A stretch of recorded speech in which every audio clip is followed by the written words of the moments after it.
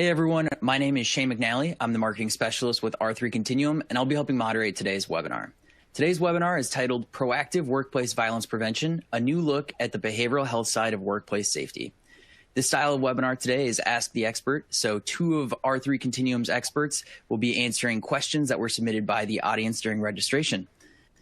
Enough for me. Let's move on to our subject matter experts for today's presentation. Let's see, we have here today, our first expert is Dr. George Vergolias. Dr. Vergolias is the medical director with R3 Continuum. He oversees and leads the clinical risk, threat of violence, and workplace violence programs, and has directly assessed and managed over 1,000 cases related to threat of violence or self-harm, sexual assault, stalking, and communicated threats. He brings over 20 years of experience as a forensic psychologist and a certified threat manager in an effort to help leaders, organizations, employers, and communities heal, optimize, and ultimately thrive before, during, and after a disruption. Alongside Dr. Vergolias today, we have R3 Continuum's Senior Vice President, Hart Brown. Hart has over 20 years of experience in both the public and private sector. He's well known for his ability to grow organizations from inception to international recognition and building customer and shareholder value through delivering world-class services in crisis management, risk modeling, security, cyber risk, artificial intelligence, analytics, and insurance.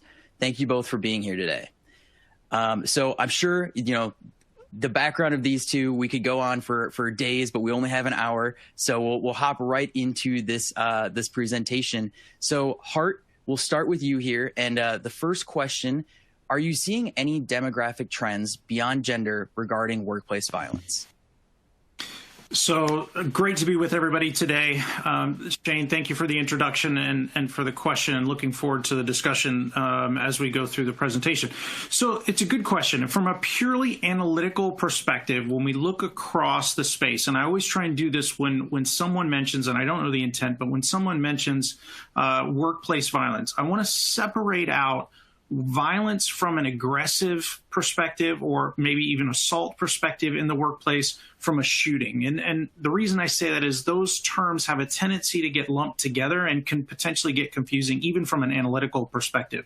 So the first aspect of violence from an aggressive standpoint, a hostility standpoint in the workplace, that data has, I would say, expanded, both from a perspective of age range, from a perspective of male, female, of across all demographics, of how from the perspective of the environment we're in now, how are people dealing with that environment? From a stress perspective, what we see is it ends up pushing, especially when there's no alternatives available to dealing with all of this stress. We see those stressors start to build and push into negative or potential behaviors, actions, and hostility. So from that perspective, we're seeing an increase in hostility in the workplace, and that's across all demographics. More than likely, that's widening the scope and spectrum of that. From a shooting perspective, there have been a few things that have occurred last year and early this year, which have been a bit of a change.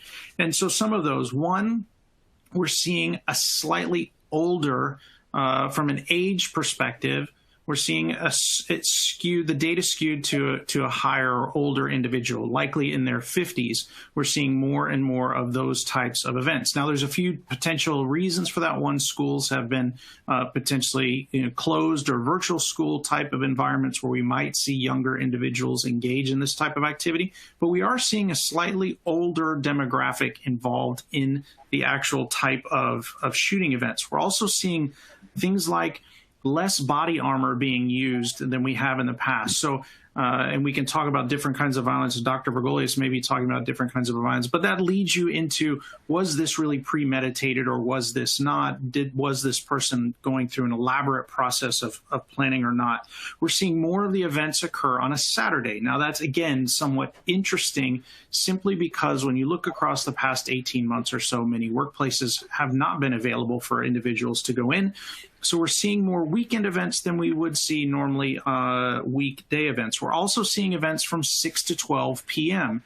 that's a bit of a difference from a workplace perspective, and that leads us into where the events are occurring, much more in public spaces, more manufacturing type of locations that are operating off hours, and we're seeing more of those events starting to occur. So those are some of the changes that we've seen in the general environment.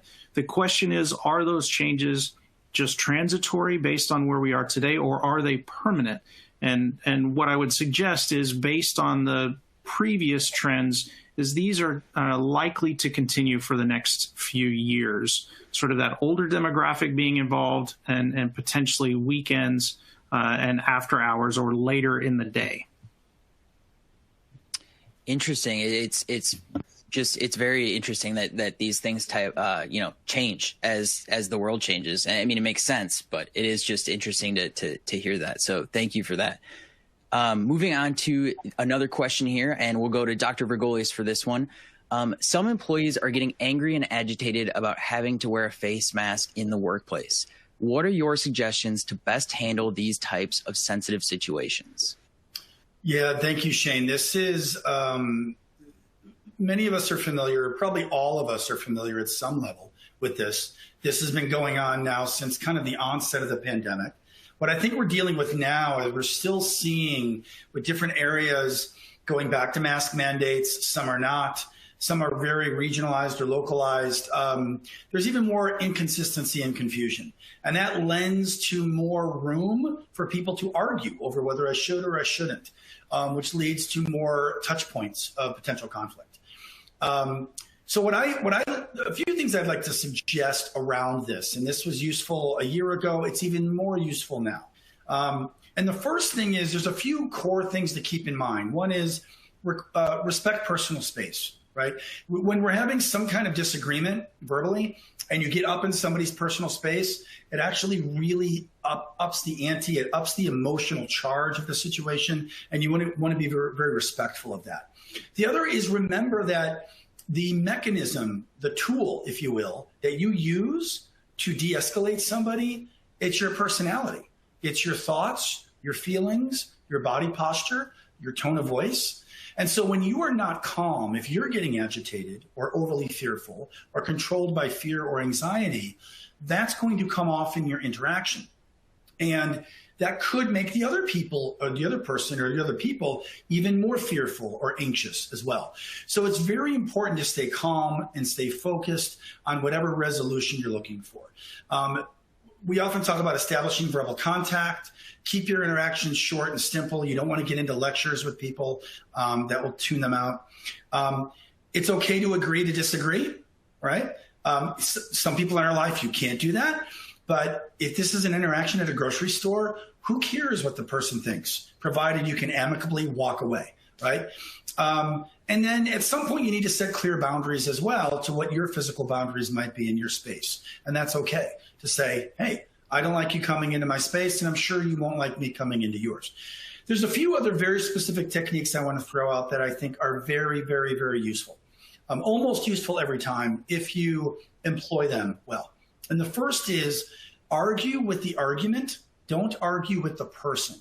So there's a big difference between me saying, Shane, you're wrong, or Shane, here's what's wrong about your thinking, as opposed to saying, here's the issue I have with that perspective. Notice the difference. In the first two examples, especially the first example, I'm actually criticizing Shane. And with that comes in ego. It comes in self-esteem. It comes in the sense of wanting to be right. In the latter example, the last example, I'm arguing with the argument. Here's the issue I have with that perspective, Shane. I'm not saying anything about Shane as a person. I'm simply saying the argument he's holding on to, I have some disagreements with. So the more that you can attack or confront an argument versus the person, you're going to take out of the equation ego and self-esteem and senses of shame and so on. And that's important. That keeps it a little more civil and a little more focused on debating the facts or the lack of facts, not debating the type of person somebody is. And the second technique is something that I call the 3 questions. And I love this one. And you need a little time for this one. I know I said keep it short and simple. Sometimes you can't. Sometimes this is a loved one a coworker, a significant other, a close friend, a neighbor, and you need to have a slightly more deep conversation. So the 3 questions are, you start with, can you teach me your perspective? Can you teach me why you think masks are a waste of time? I really want to understand that. And then you really need to listen. In fact, you need to listen so well that you understand their perspective as good or better than they do. And then you pivot to the second question. Or what you do is you reflect back their perspective, hopefully as good as they have reflected it to you. And then you move on to that second question is, do you think I understand your perspective? And hopefully they say yes. If they say no, you ask them more questions so you can understand it better. Finally, when they admit that you get their perspective, that you get them, then you pivot to the final question, which is, can I teach you my perspective? And when you do that, what you've done is you've already listened to them. You've already reflected back to them what they believe and why they believe it. So they clearly feel heard and understood. And they are way more likely to allow you to now give them your perspective. And they're way more likely to be open to it. Doesn't mean you'll come to resolution. You might have to come to let's agree to disagree perspective. And that's all right. But what you're doing is you're enhancing that communication and you're enhancing understanding. At the core of verbal and even most violent conflict is a lack of understanding of what the other person is dealing with and what their perspectives are. And when that communication breaks down, escalation can often occur. So those are a few techniques I would say to consider as you navigate through these situations. The one last thing I'm going to add is try to find commonalities with the person. I'm going to give you a really quick example. Early in the pandemic, so we're going back well over a year ago, I'm at the grocery store. This was full mask mandates in North Carolina, where I live. I'm wearing a mask. I'm at the freezer section. I open the door, and I'm looking around for something. Can't even remember what it was. There's a guy behind me literally breathing down my neck, and he's got the mask under his nose, right? We've all seen this. And I finally turn and ask him, sir, would you mind backing up a few steps? And he does, and he's talking under his breath, and he's mumbling, and he's hemming and hawing. And as I come out of the freezer, so to speak, with my items, he makes a comment, oh, you're one of those maskers, huh? And he goes on and kind of berates me a little bit for being a sheep and listening to bad advice and so on and so forth. I simply walked away. Well, he's working his way down the aisle, and he's continuing to berate me a little bit. Nothing overly hostile, but more of a low-grade burn, if you will. Finally, I turned to him, and I noticed I can't just walk away at this point. I noticed he's wearing a Cubs hat. Now, I'm a lifelong Chicago guy, lifelong Cubs fan. And I turn to him, and I say, there's one thing I'm sure we can agree on. And he's like, what's that? And I say, we both don't have to go through the misery of watching the Cubs start season this year and then fold like they always do come August or September. It's kind of a running Cubs joke going back many years because baseball at that point looked like it wasn't going to happen. He totally starts chuckling. I start chuckling. Turns out we actually grew up a few towns from each other. We were about 10 years apart. We didn't know each other, but I found a commonality. And now he could see my humanness. I could see his. We still totally disagreed on the mask thing, but it wasn't the hostile interaction anymore. So to the degree that you can find something that you like about the person or a commonality, use that to kind of make some inroads and create humanity between you two. All right. I will hand it back to Shane. Wow, those are some fantastic points, and I appreciate the putting me in the example for number one. That has not had to happen between Dr. Vergolias and I yet. That's not an actual example, right? Exactly. Well, those are great points, and yeah, there's a lot of ways to go about that, and a lot of opinions going around. So those are fantastic. We'll move on to our next one here, and I will toss it over to Hart with what is the first thing an employer should do when identifying potential risks for workplace violence? So I'm going to take this question somewhat logistically in that what needs to actually occur. And so from that perspective, one, in many cases, what we find is that the general employment population doesn't necessarily know what to look for.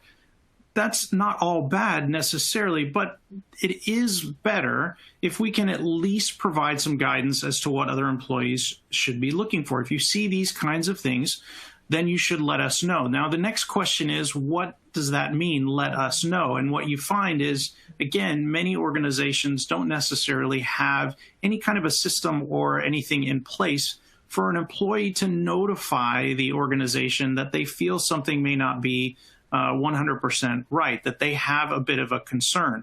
And so whether that is a telephonic system, whether that is talk to your supervisor, which only happens in certain cases because now we have this innate process of not wanting to talk to a supervisor in certain cases, but whether it's HR, whether it's a phone call, or from our perspective, looking at things like text messages and other programs that can be anonymized for employees to report certain concerns. For us, we use a platform to then manage and intake all of these called Crisis Go. And so the next thing for organizations to understand is once a notification is made, that it's treated in many cases appropriately, it's investigated, it's managed, and if there is something that continues to be a concern, that the organization knows what to do from a next step perspective. So there's a few things early on to get the information in, then it needs to be managed once it gets inside a small group of people that hopefully are trained to know what to do with that information.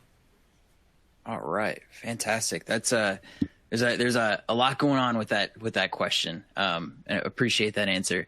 The next one here is pretty specific, but really important. Dr. Vergolias, I want to send this one over to you. What is the best advice for preventing workplace violence in healthcare settings? Yeah, this is a great question, and it's a heavy question because there's many layers to it. Because there's a lot of types of violence that happen in those settings. There's violence that erupts from patients for a number of reasons, right? Just anger, frustration at the process, at waiting. There's violence, and quite often, sometimes as a function of their medical condition or their psychiatric condition, right? Their mental illness. Violence that erupts from families who are upset due to a grief process, due to feeling helpless in the face of a severe injury or illness, due to frustrations in the healthcare system themselves. And other types of violence and harassment that occurs within the healthcare worker system itself, worker on worker, whether it's bullying, sexual harassment, verbal harassment, and so on. And unfortunately, nurses in particular are at the front lines of that, because there is so much patient contact, and they often are the tip of the spear in those interactions, in those environments. So there's a lot going on with the question, and I can't speak to all of that. What I will say is this, and I'll try to hit on a few core elements that we see. And it's really interesting. I mentioned the nursing thing. Last year and pre-pandemic, for the prior 2 years, nursing was both rated as the most noble profession in the U.S., and it was also rated as the most hostile work environment position in the U.S. Very interesting that that recognition and also that risk was both there. So a few things to keep in mind. Let's first start at the staff level, right? The kinds of hostility, both verbal and even physical aggression and harassment that can occur in that setting, staff to staff. It's really important to manage stress and manage a toxic environment in those settings. Many hospitals are trying to address that. They're trying to address burnout. They're trying to address harassment issues, bullying, and so on. But we have a long way to go. So that's one thing to do right out of the gate, because most of those interactions that occur are emotional. I'm going to talk about that in a second and make a distinction.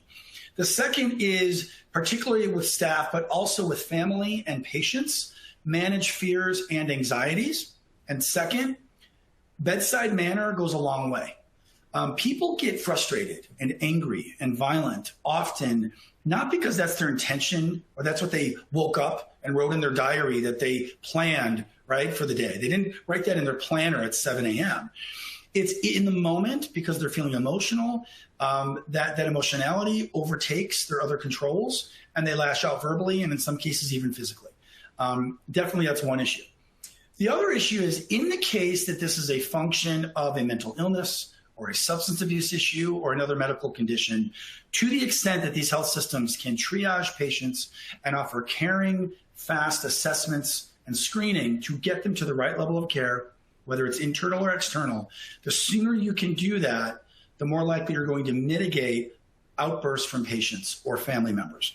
Now, that's not always possible. Our hospitals often are overrun. Amidst COVID patients in certain parts of the country, they're still seeing high volumes, and particularly emergency departments are. So that's difficult. I actually work in an emergency department, and I've been doing that for 18 years. I understand the pressures that are there. But to the extent that you can do that from a systemic perspective, you're going to help things. The one other thing I'll add, and this is what Hart alluded to earlier, and we'll get back to this theme throughout the next 30 or 40 minutes, is there is a difference in violence. And what I mean by a difference is there really are two types of biophysiological violence in the human brain. One we tend to call affective, or I like to say emotional, reactive violence. The other we tend to call predatory or targeted. They involve different neurotransmitters, different neurochemical processes in the brain, and they actually trigger different anatomical regions. Affective is your fight or flight arousal, right? Most of us at some point in our life have felt this. We got really scared. Maybe we were in a fight. Maybe we saw a fight.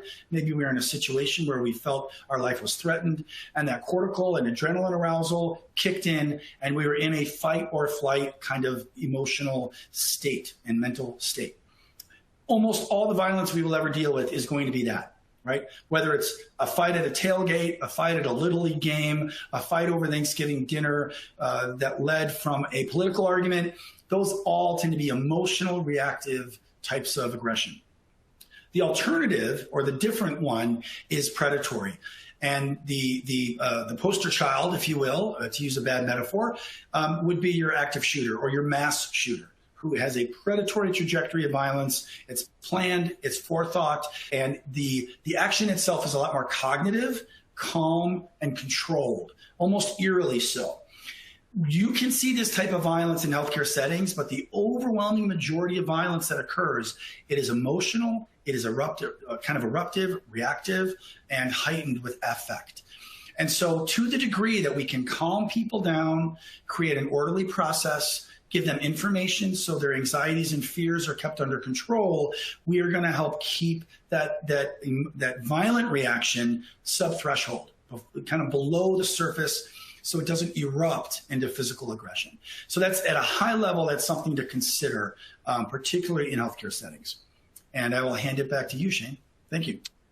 Yeah, thank you. Again, fantastic tips and advice and kind of insight on that, because you're right. I mean, we're seeing so many people in kind of the healthcare settings right now. It's such an important world to be in, and there's just so many more things going on. A lot more things can happen on that end. So it's important to look at that. Our next one here, I'll be handing this one to Hart. What statutes and legal aspects should we be aware of regarding this topic? Yeah, it's a good question, and I get this question quite often. Is in many cases we want to look to those pieces of legislation or pieces of regulation and say, okay, well, that's what I need to do then. Now, here's the challenge with that, certainly in the current environment, is there's not necessarily for all organizations, all industry types, one place to go. So for those of you involved in risk management, here's some things to keep in mind, certainly to help you make your case if you're trying to look at enhancing your program. One, from a regulatory perspective, there is OSHA. There is also enhanced OSHA regulations specifically related to the topic we just discussed, healthcare. You'll see enhanced sort of regulations in that space. But what we see from an OSHA perspective, even when there are potential penalties levied based on workplace violence, those penalties are not necessarily significant from a material perspective. So they don't necessarily reach that point where it's going to force organizations to do certain things. Even though it is regulated, a lot of organizations still will not necessarily fully be compliant. The next one is in legislation. And in legislation, we'd see a lot of this state by state, and a lot of this is focused towards schools, at least for the moment. Now, there have been lots of different pushes and different movements, and I'll talk about those in a moment, to create similar types of pieces of legislation for organization. But it is important to understand if your state, your specific state, has a piece of legislation that may impact you. The next one from a risk management perspective is litigation, right? What is case law and what kinds of things have been litigated in your state, and what have been the fines or penalties towards organizations? And a couple of things to keep in mind that you potentially will see. One is perceived foreseeability. How foreseeable was the event from the organizational perspective? And we're seeing that play out in a very high profile case that occurred in Texas, and there's going to be some judgments coming up soon from that based on foreseeability. The other is, does your state how does your state view pain and suffering? How does your state view mental anguish if these events were to unfortunately occur? And then you see a handful of things that are more towards negligence. So things like negligent hiring, negligent retention, negligent training, negligent planning, negligent security, all of those kinds of things have a tendency to come up during litigation. And that may, again, when you start to see some of the penalties, fines, and judgments, that may help you base your decision on how to move forward from a risk management perspective. The last one I would say, state by state, which is important, is actual incidents. So if there is a recent event that occurs in the state that is high profile, national, international news, what you're likely to see is more and more legislation potentially being proposed in that state. And so there are some differences as you look across the United States and the types of things that are in place. And then if you go globally with that, there are some differences with duty of care and how different countries view these kinds of situations as well. So a really mixed bag when it comes to these kinds of things, but at least those are a few areas from a risk management perspective that may help you in your programs. Yeah, there sure is a lot to look at, and a lot of changing aspects in that kind of sector and area as well. Thank you for taking care of that one. Our next one here, Dr. Vergolias, can reporting a notable mental issue of a coworker be a possible PHI issue? Yes, indeed, it can. PHI, protective health information for anyone. I imagine most of the audience knows that, but just to make sure. It can be, and it's a really astute question. And it's important to understand that reporting can have a lot of different faces. So you could have an employee reporting on another employee. You could have an employee reporting on a manager or an elevated person in the company. That's still a fellow employee or coworker. You could have the employer reporting about an employee to a third party. It might be law enforcement. It might be some other jurisdictional body that they feel they need to inform on, given a risk issue. We had a case not long ago that we were navigating of a worker at a university. This was not a student, where we informed the individual, or not the individual, we informed about the individual to the university threat assessment team, right? So there's a number of ways that the reporting can go, or a number of directions. What I think is important to understand is while it can be an issue of protected health information, there are a number of checks and balances in place that right now, at least, really defer to employers or to organizations to allow them to keep their workplaces safe. So Hart just talked about legislation. There's a number of pieces of legislation. There's the FERPA legislation and laws around education and the importance of education to keep those environments safe and reasonably safe and maintain safety and security. OSHA has workplace violence guidelines and requirements that also have language around the due diligence and the responsibility of an organization to keep its location and its workers safe. And there's also a number of standards. One of probably the best known standard is a joint standard that was developed by ANSI, which is the Society for Standards in the US and North America. ASIS was the American Society of Industrial Security, and SHRM, the Society for Human Resource Management. some 10 years ago. With a recent update a couple of years back, about a year two ago, they developed a workplace violence best practice guideline or standard, if you will. And they talk about some of these aspects. And there's also the Association of Threat Assessment Professionals, or what is known as ATAP, that also has some guidelines that they've published around managing these questions.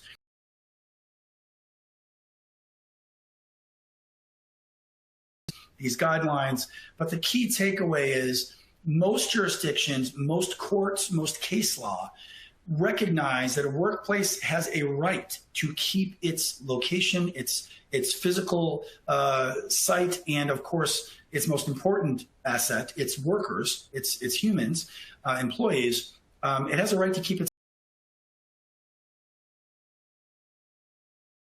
is when an organization feels they need to disclose for safety reasons, they are usually in very good company, supported by legislation and case law and precedent.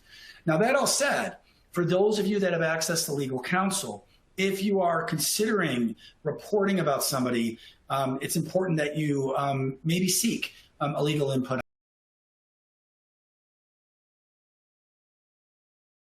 What I think is an underlying question, which is, should an employee report on another employee if they are worried about that person doing something dangerous? And our attitude to that is always yes. What I would hope is that the organization has a threat team in place, or at least people, HR, the threat, and do it in a fair, unbiased manner that is fair to the individual being reported on, but they do have a process they can do that in a fair way.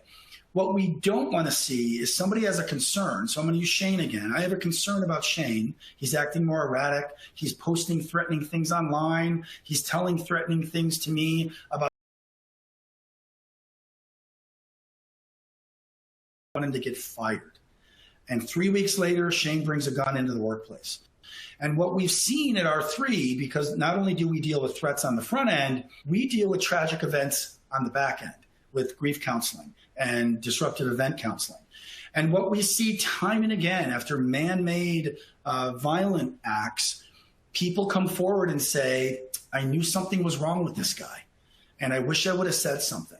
So our default is, if you are worried about something and if you see something, share that with HR, with a manager, or if you have a dedicated threat team, with a reporting process to give reports either anonymously or through a confidential manner. Use that process because threat experts, HR, legal, upper management, we can't investigate a threat and mitigate a threat if we don't know about it. So I would say that would be the default. But there are mechanisms in place that protect organizations in these situations. I don't know how I feel about being the example for that one. No, I'm just joking. I'll stop picking on you, Shane. No, I think you bring up a great point. I know that, there was an event that happened, I think just 2 years ago, and they had countless, 5 or 6 employees come right out and say, we probably should have said something that, we could have seen this coming, and unfortunately they didn't. So definitely some important info right there. This next question is kind of a heavy one, and I want to ask it to both of you. So we'll start out with Hart. How can you spot red flags in a virtual setting when employees aren't being seen in person? So two ways to look at this. One from an individual perspective, the other is from an aggregated perspective, and those are important to understand. First, understanding that there's still potentially social cues as you're having conversations, whether it's video-based or on the phone, just to see how people are doing from time to time. And that those cues can still be transmitted, as we're seeing them and being able to try and interpret what those cues potentially mean. And certainly there have been events, unfortunately, that have been caught on camera. So that's the first one, is to recognize we're not completely without those cues. The other is to recognize in this space, in the current environment that we're in, there's actually more digital cues than we've ever had in the past. And so understanding what some of those potentially are. Things like, what are the internet searches? What are the emails? Is there context around some of those that may cause us concern? EAP-related data, is utilization going up? Is it going down? Is it going up in certain areas, down in others? What's happening from an aggregated perspective? If you have an EAP and you can get that utilization data just to get a sense for the entire population. Turnover would be another one. What happens in those kinds of situations? Social media, what's happening in the social media environment around our friends and our colleagues that we're working with as well. We may pick something up there, which gives us a cue. The last one I would say in all of these types of situations, one, if there's a concern, and two, just as best practice, simply ask. Being able to ask a question from a caring perspective to your colleagues and those people that work around you, how are you doing? Those regular check-ins that are meaningful, not just business check-ins, but regular check-ins that are meaningful, and hopefully be able to get some feedback there. Lastly, I would just add there are services available. We have them. We're not the only ones, but there are services available, certainly for those that may be higher risk for whatever their environment, their work environment may be, that are more difficult, that individuals can reach out to them and have a conversation there. So it's not requiring people to actually call in or do anything, but a check-in with somebody outside of the organization as well, just to see how they're doing. So a number of different options, but we are shifting potentially from some of the traditional social cues that we can always get into some of those digital cues as well. Yeah, some excellent points there. Dr. Vergolias, do you have anything to add on to that? Not a whole lot. I think Hart captured a lot of it. I'd want to highlight one thing just to deepen it, because he made a great point. Ask. And I would say engage. We have to work harder now to engage in this medium. It used to be so easy to bump into each other at the local kitchenette or at the water cooler or in the elevator, and you could strike up conversation. We don't have that now for those that are still working remotely, and many of us, if not most of us, are. So you have to work at the engagement part. And one of the difficulties with that, it's, for those of us that have teenage kids or preteens, I've got a 13-year-old, and I'm realizing quickly that I can't just show up and ask, hey, how's the situation with boys going? Like, I can't open with that. I got to start with all kinds of small talk, right? As her dad, and just engage in a relationship. And then maybe I could kind of ask a more serious, question, so to speak. And so what I encourage people to do, especially with your teams, there's a tendency that I only call Hart or Shane, or they only call me when there's an issue to discuss or a problem to solve. But what's lost is the small talk. And so I actually try to sometimes reach out to my team and just say, hey, how's it going? Well, why are you calling? No reason, just checking in. How are things? How was the weekend? You went to the track this weekend with your dirt bike. How did that go?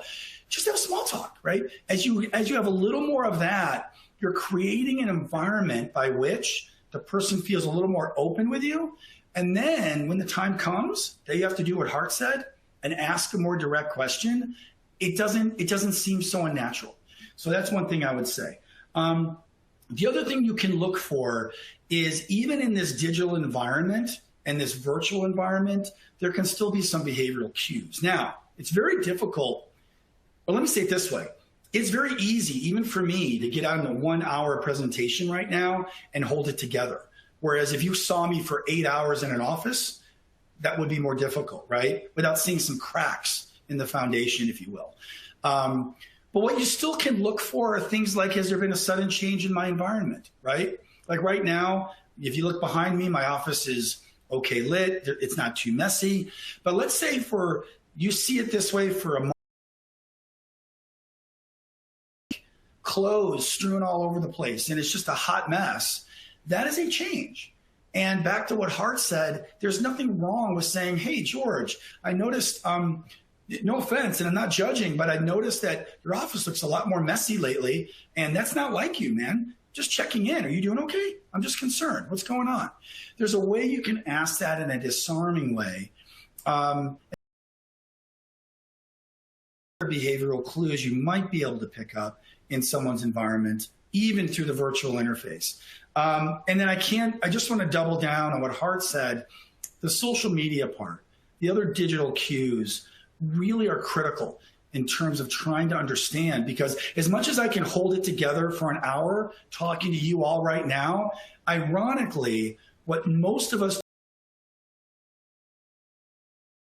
we want to just regurgitate our most intimate, our most angry, our most, especially if you're on a trajectory of violence, our most animated thoughts and feelings for the world to hear. And that really can be an insightful perspective to how someone's coping and dealing.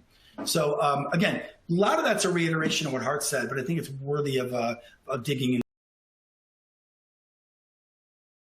It was a great question, and you covered it all. I don't even have a follow up. I got nothing over here. So we'll move on to the next one here. And Hart, I want to ask you this, and it's touching a little bit on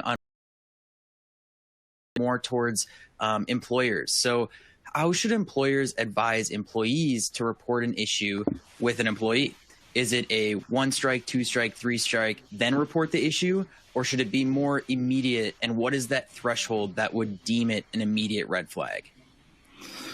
So it's an interesting question. And I'll use a different frame of reference and then bring this back. So there is, and you'll see this in policies, especially in higher security related environments where information is critically important to be protected. And what you'll see policies that are, for example, a clean desk policy, which is at the end of the day, you can't have any paperwork out. It all has to be locked in. And at some point in time throughout the night or on a periodic basis, somebody's going to walk by and check all of the offices to see if there's papers laid out. If there are, then you get a strike. If you do it again, 2 strikes, 3 strikes. And at 3 strikes, you have the potential for termination. So you see this sort of iterative process in certain policies. Here's the challenge when you bring that into the environment we're talking about here in workplace violence, is we may not know, one, a single employee may not see 3 elements. They may only see 1, which may be of a minor concern, and then somebody else sees something that's a minor concern, somebody else sees something that's a minor concern. So that 3 element doesn't necessarily work in a dynamic type of space. The second is when you start talking about thresholds, one is recognize, and we want to encourage every employee to report something of concern. Within HR policies, there's generally 3 things I like to see. One is that there's a list of actions or things that are simply not going to be tolerated by an organization. Then there are things that an employee brings of a concern, and that's important to have in a policy. The third is if management has a concern, that's important to have in a policy. And so I say that for the simple fact is we may not know all of what's happening within an employee's environment, but we're getting signals from different places. And then it becomes a management issue to understand how to deal with those different elements and make sure that the person is getting the most help they potentially need, or the environment is being protected as much as possible. So all that being said, from an employee perspective of looking at behaviors indicators from another employee, if there is a concern, it needs to be reported. And then we can start to figure out what needs to happen next. So I would avoid having 1 strike, 2 strike, 3 strike, any iterative process or anything like that. If there's a concern, then it should be reported. Yeah, fantastic. And I think that just backs up exactly what Dr. Vergolias was talking about earlier. So that's great. We only have about 16 minutes left or so here, and we want to get some time for any questions that the audience has. So if you have any questions, feel free to push them into the Q&A box. So we will quickly move on to the next one. Dr. Vergolias, this is, I like this question a lot because it has a lot to do with, being proactive. So how often should employers be providing workplace violence training for the organization? Great question. And I will start by saying, unfortunately, most organizations do not meet the standard. And there is a standard, and it's the same groups I mentioned earlier. ANSI, SHRM, ASIS is probably the prominent standard, and then ATAP as well. But yearly or annually would be the best practice standard of providing updated training around workplace violence prevention protocols, which should include updates, as well as kind of a refresher of the concepts around reporting, understanding, recognizing red flags, and even, I believe, a touch of understanding hostility de-escalation can be helpful as well. Typically, we're anchoring that timing not only based on the standards that I mentioned, but also it's anchored to a lot of other training standards. When you look at bullying, sexual harassment, gender diversity, other types of training that might be required in the workplace, those are typically PHI, handling confidential information, understanding risks around computers and viruses and things of that nature. All of those are typically anchored around annual training. Beyond that, you start risking getting into some legal liability trouble in terms of going too long. You also should, ideally, have pre and post testing related to that training. So you can demonstrate what people knew coming into the training, and you can demonstrate whether you want to determine this as mastery or a knowledge base or learned concepts that they learned something at the end of the training. All of that helps bolster defensibility. The one other thing I will say around training in general is when we look at training, and when Hart and I consult with companies on this, and we do a lot of training, everywhere from 1 hour up to multiple day trainings on all kinds of topics related to this. We talk a lot about questions of liability and negligence. And one of the things that comes up a lot with questions of negligence are, do you have a policy? Have you trained to the policy? And then have you used the policy? So the first is, do you have a policy at all? We have companies that have a terrible policy. They bought it off the shelf, or they have a wonderful policy, but they make the mistake of not training anybody on it. That's a huge liability, right? To have it and you don't train anyone on it. Another level of liability is you have a good policy, you've trained people on it, but a crisis unfolds or a threat emerges and you don't use it. You don't implement the plan that you have in place. That's another type of liability that we see in cases that we have consulted on, particularly legal cases.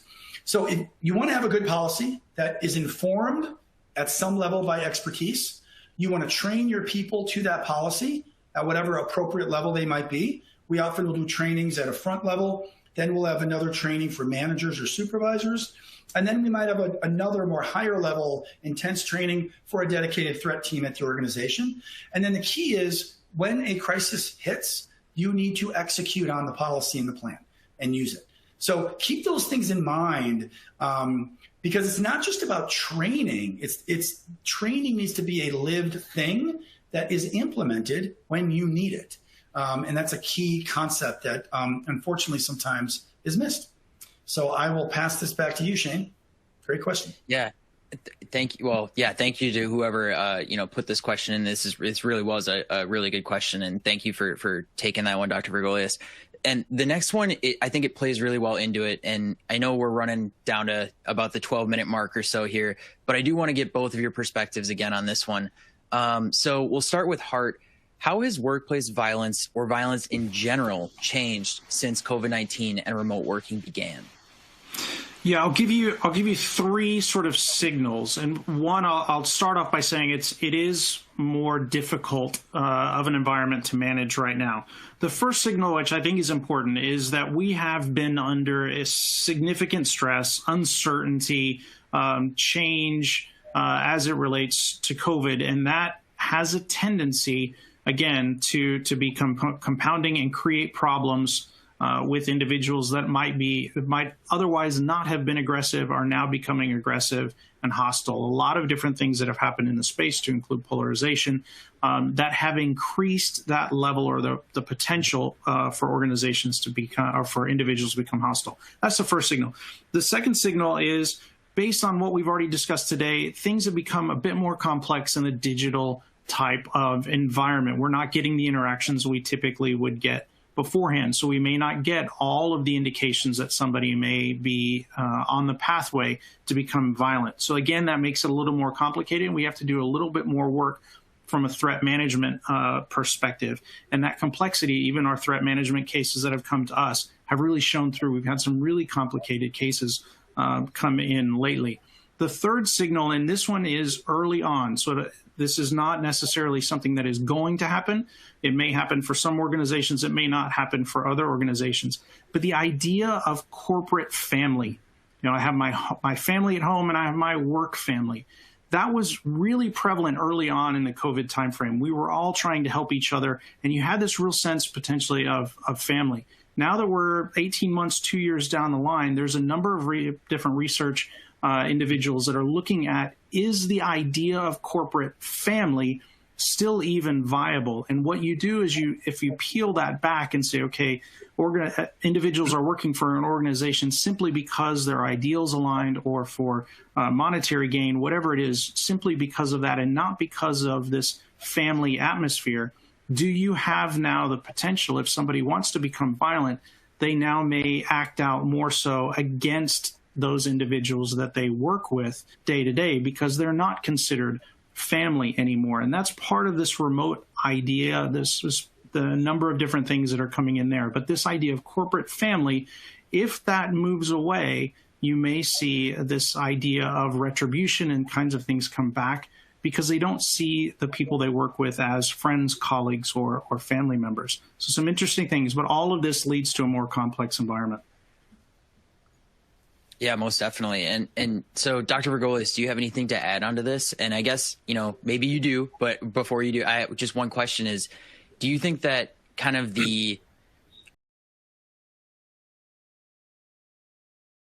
very strongly about certain things, and do you think that has caused any increase in violence over the last year as well? I think in some ways it has. I mean, we for years now we've had a certain element of all of us, I think, can be prone to it. The idea that I could levy a bunch of complaints on a keyboard, on Facebook or Instagram or whatever it may be, whereas if I was standing next to you in a park, I may not.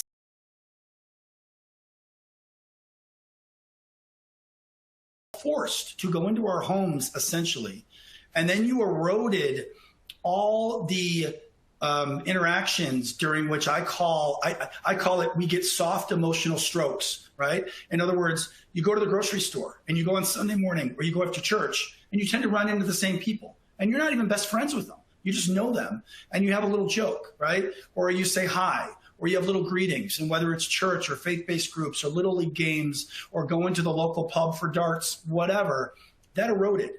And now some of that's coming back online, but it's coming online in fits and starts. And there's faces we used to see at the pub, at the darts, Wednesday night karaoke or trivia that we don't see anymore. Maybe because they're afraid to come out, maybe because they're ill.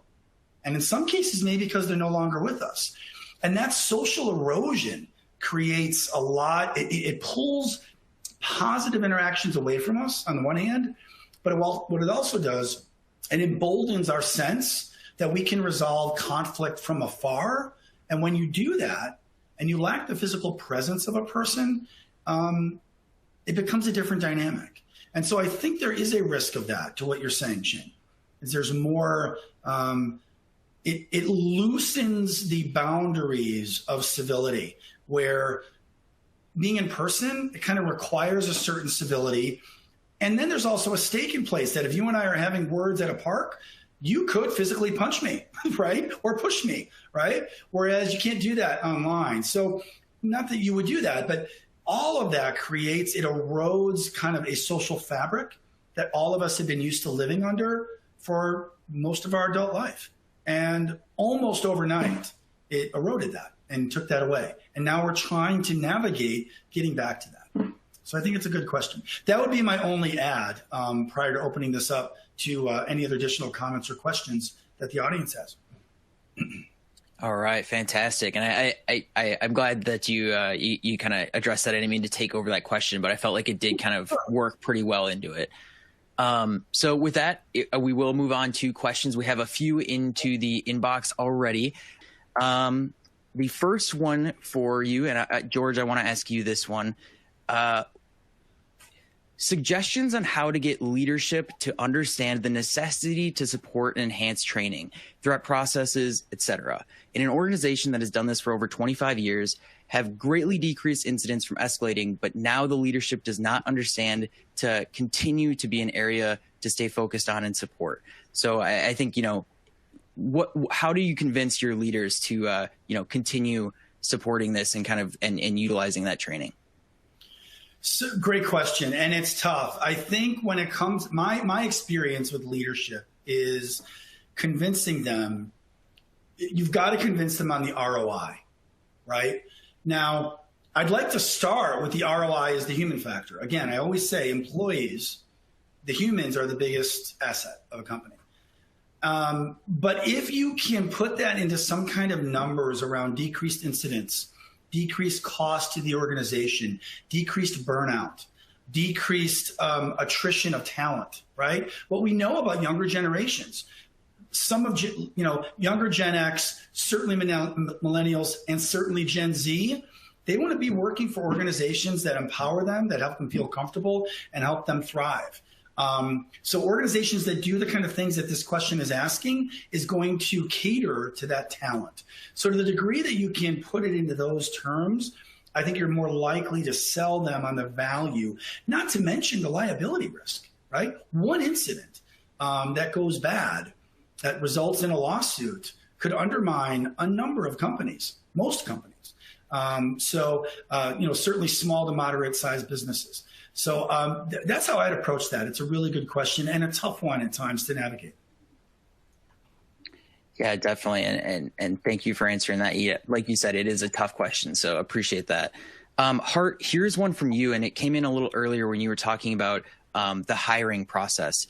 What are some ways to be able to tell prior to hiring if someone may have a violent background or could do something in the workplace?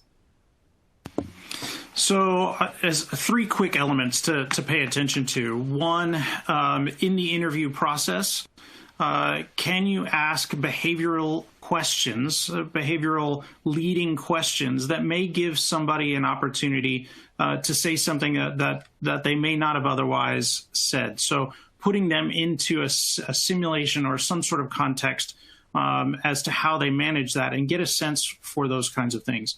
The other is pre-employment screens and making sure those are done. Those can be done from a psychological perspective as well as from a legal financial perspective. The last one is from a social media perspective as well. We've hit on this a few times as people become more and more digitally connected. Obviously, being able to get that information as part of the initial screen. All of those services are now available. All of those services can be used as part of the hiring process. So there's a few different ways to do that. And organizations should be mindful when they're hiring to make sure that they are screening for these types of risks as well. All right, fantastic. And that does just about round out our hour. One of the last comments that we did get, which I think was also insightful and backs up what both of you were saying earlier, is along the lines of communication.